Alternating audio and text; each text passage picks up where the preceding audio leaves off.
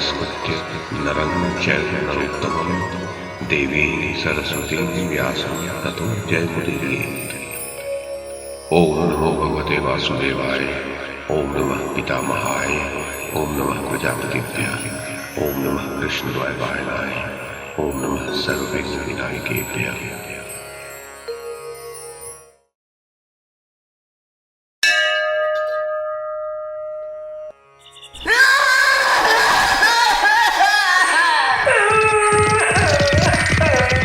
संजय ने कहा, महाराज, इस प्रकार उस घमासान युद्ध में आपके और पांडव पक्ष के रथ, गज, अश्व और पैदल सैन्य के सहस्रों योद्धाओं में द्वंद्व युद्ध चल रहा था। 2 घड़ी तक तो वह युद्ध देखने में बड़ा मनोरम प्रतीत हुआ। फिर उन्मत्त की भांति विकट युद्ध चलने लगा। उस समय किसी को कुछ सूझ नहीं पड़ता था। उस समर भूमि में गज के साथ भिड़ गया, रथी ने रथी पर आक्रमण किया, अश्वारोही पर चढ़ गया और पैदल ने पैदल के साथ युद्ध किया। कुछ ही देर में उस रण क्षेत्र के भीतर शूरवीर सैनिकों का एक दूसरे से भिड़कर अत्यंत दुर्धर्ष एवं घमासान युद्ध होने लगा। वहां आए हुए देवर्षियों, सिद्धों तथा चारणों ने भूतल पर होने वाले उस युद्ध को देवासुर संग्राम के समान भयंकर देखा। आर्य तदनंतर सहस्रों गज, रथ, अश्वारोही और पैदल सैनिक द्वंद्व युद्ध के पूर्वोक्त क्रम का उल्लंघन करके सबके साथ युद्ध करने लगे। नरश्रेष्ठ, जहां जहां दृष्टि जाती वहीं रथ, गज, अश्वारोही और पैदल सैनिक बारंबार युद्ध करते दिखाई देते थे। भरतवंशी नरेश, उस रणभूमि में जहां तहां लाखों सैनिकों का मर्यादा शून्य युद्ध चल रहा था, वह सब आपको बता रहा हूं, सुनिए। न पुत्र पिता को पहचानता था, न पिता अपने औरस पुत्र को, न भाई भाई को जानता था, न मामा अपने भांजे को, न भांजे ने मामे को पहचाना, न मित्र ने मित्र को। उस समय पांडव योद्धा कौरव सैनिकों के साथ इस प्रकार युद्ध कर रहे थे मानो उनमें किसी ग्रह आदि का आवेश हो गया हो।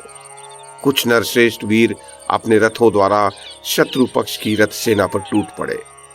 भरतश्रेष्ठ, कितने ही रथों के जुए विपक्षी रथों के जुओं से ही टकराकर टूट गए। रथों के ईशादंड और कुबर भी सामने आए हुए रथों के ईशादंड और कुबरों से भिड़कर टूक हो गए। एक दूसरे को मार डालने की इच्छा रखने वाले कितने ही रथ दूसरे रथों से सामने सामने भिड़कर एक पग भी इधर उधर चल न सके। गंड स्थल से मद की धारा बहाने वाले विशालकाय गजराज कुपित हो दूसरे गजों से टक्कर लेते हुए अपने दांतों के आघात से एक दूसरे को नाना प्रकार से विदीर्ण करने लगे। महाराज, कितने ही गज, तोरण और पताकाओं सहित वेगशाली महाकाय एवं श्रेष्ठ गजराजों से भिड़कर उनके दांतों के आघात से अत्यंत पीड़ित हो आतुर भाव से चिघाड़ रहे थे। जिन्हें अनेक प्रकार की शिक्षाएं मिली थीं तथा जिनका मद अभी प्रकट नहीं हुआ था, वे गज, तोत्र और अंकुशों की चोट खाकर सम्मुख खड़े हुए मदस्रावी गजराजों के सामने जाकर युद्ध के लिए डट गए। कुछ महान गजराज मदस्रावी गजों से टक्कर लेकर क्रौंच पक्षी की भांति चित्कार करते हुए सब दिशाओं में भाग गए। अच्छी प्रकार शिक्षा पाए हुए कितने ही गज तथा वो श्रेष्ठ गज जिनके गंड स्थल से मद चू रहा था, वृष्टि, तोमर और नाराजों से विद्ध होकर मर्म विदीर्ण हो जाने के कारण चिघाड़ते और प्राण शून्य हो धरती पर गिर पड़ते थे। कितने ही भयानक चित्कार करते हुए सब दिशाओं में भाग जाते थे। महाराज, गजों के पैरों की रक्षा करने वाले योद्धा जिनके वक्ष स्थल विस्तृत एवं विशाल थे, अत्यंत क्रोध में भरकर इधर उधर दौड़ रहे थे और हाथों में लिए हुए रिष्टि, धनुष, चमकीले परशु, गदा, मुसल, भिंदीपाल, तोमर, लोहे की परिध तथा तीक्ष्ण धार वाले उज्जवल खड़ग आदि आयुधों द्वारा एक दूसरे के वध के लिए उत्सुक दिखाई दे रहे थे।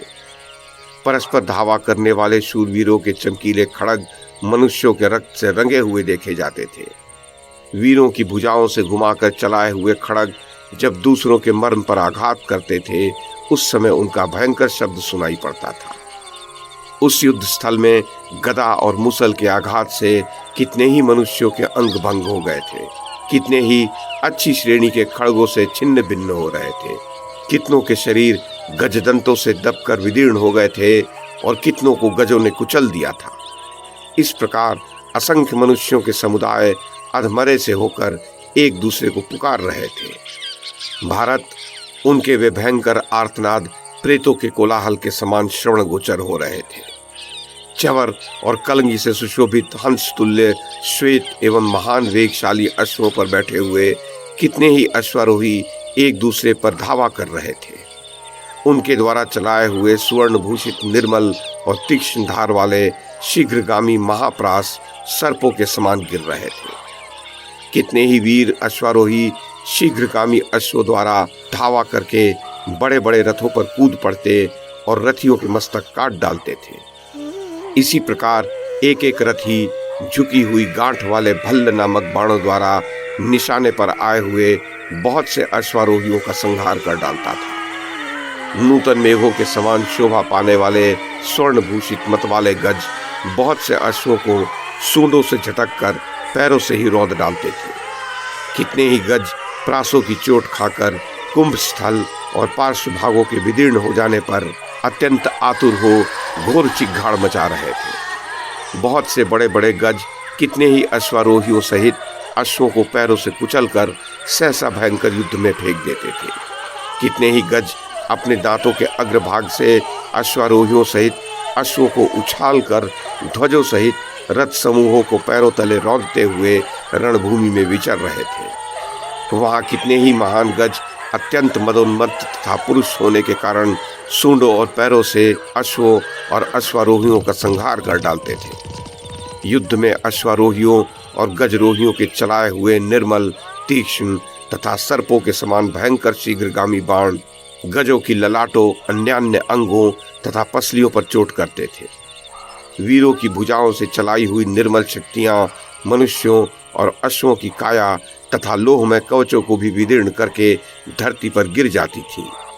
प्रजानाथ, वहां गिरते समय वे भयंकर शक्तियां बड़ी भारी उल्काओं के समान प्रतीत होती थी। जो चमकीले खड़ग पहले चितकबरे अथवा साधारण व्याघ्र चर्म की बनी हुई म्यानों में बंद रहते थे, उन्हें उन म्यानों से निकालकर उनके द्वारा वीर पुरुष रणभूमि में विपक्षियों का वध कर रहे थे। कितने ही योद्धा ढाल खड़ग तथा परशुओं से निर्भय होकर शत्रु के सम्मुख जाने, क्रोधपूर्वक दांतों से ओठ दबाकर आक्रमण करने तथा बाईं पसली पर चोट करके उसे विदीर्ण करने आदि के पैतरे दिखाते हुए शत्रुओं पर टूट पड़ते थे। प्रत्येक शब्द की ओर गमन करने वाले कितने ही गज अश्वों सहित रथों को अपनी सूंडों से खींचकर उन्हें लिए दिए संपूर्ण दिशाओं में दौड़ रहे थे। कुछ मनुष्य बाणों से विदीर्ण होकर पड़े थे, कितने ही परशुओं से छिन्न भिन्न हो रहे थे, कितनों को गजों ने मसल डाला था, कितने ही अश्वों की टाप से कुचल गए थे, कितनों के शरीर रथ के पहिए से कट गए थे और कितने ही कुबरों से काट डाले गए थे। राजन, रणभूमि में जहां तहां गिरे हुए अगणित मनुष्य अपने कुटुंबीजनों को पुकार रहे थे। कुछ पुत्रों को, कुछ पिता को, कुछ भाई बंधुओं को, कुछ मामा भांजों को और कुछ लोग दूसरों के नाम ले लेकर विलाप कर रहे थे। भारत, बहुतों की आंतें बाहर निकलकर बिखर गई थीं, जांघें टूट गई थीं, कितनों की बाहें कट गई थीं, बहुतों की पसलियां फट गई थीं और कितने ही आहत अवस्था में क्षुधा से पीड़ित हो जीवन के लोभ से रोते दिखाई देते थे। राजन, कुछ लोग धरती पर अधमरे पड़े थे। उनमें जीवन की शक्ति बहुत थोड़ी रह गई थी और वे पिपासा से पीड़ित हो युद्ध भूमि में ही जल की खोज कर रहे थे। भरत नंदन, लहूलुहान होकर कष्ट पाते हुए वे समस्त आहत सैनिक अपनी और आपके पुत्रों की अत्यंत निंदा कर रहे थे। माननीय महाराज, दूसरे शूरवीर क्षत्रिय आपस में वैर बांधे हुए उस आहत अवस्था में भी न हथियार छोड़ते थे और न क्रंदन ही करते थे। वे बारंबार उत्साहित होकर एक दूसरे को डांट बताते और क्रोधपूर्वक ओठों को दांत से दबाकर भौहें टेढ़ी करके परस्पर दृष्टिपात करते थे। धैर्य को दृढ़ता पूर्वक धारण किए रहने वाले दूसरे महाबली वीर बाणों के आघात से पीड़ित हो क्लेश सहन करते हुए भी मौन ही रहते थे, अपनी वेदना प्रकाशित नहीं करते थे। महाराज, कुछ वीर पुरुष अपना रथ भग्न हो जाने के कारण युद्ध में पृथ्वी पर गिरकर दूसरे का रथ मांग रहे थे। इतने में ही बड़े बड़े गजों के पैरों से वे कुचल गए। उस समय उनके रक्त रंजित शरीर फूले हुए पलाश के समान शोभा पा रहे थे। उन सेनाओं में अनेकानेक भयंकर शब्द सुनाई पड़ते थे। बड़े बड़े वीरों का विनाश करने वाले उस महाभयानक संग्राम में पिता ने पुत्र को, पुत्र ने पिता को, भांजे ने मामा को, मामा ने भांजे को, मित्र ने मित्र को तथा सगे संबंधी ने अपने सगे बांधव जनों को मार डाला। इस प्रकार उस मर्यादा शून्य भयानक संग्राम में कौरवों का पांडवों के साथ घोर युद्ध हो रहा था।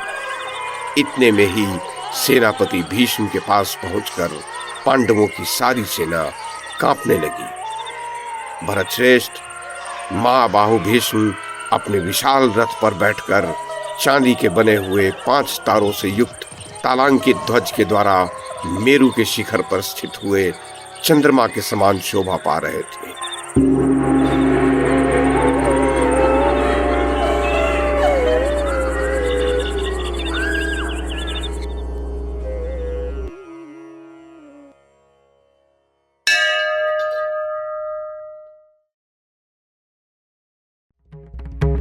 YouTube के माध्यम से महाभारत की कथा को एक श्रृंखला के रूप में प्रस्तुत करने का हमारा ये प्रयास यदि आपको सराहनीय लगा हो तो कृपया इस कड़ी को लाइक और शेयर करें, चैनल को सब्सक्राइब करें और बेल आइकन को दबाएं। साथ में अन्य लोगों को भी देखने के लिए प्रेरित करें। धन्यवाद और नमस्कार।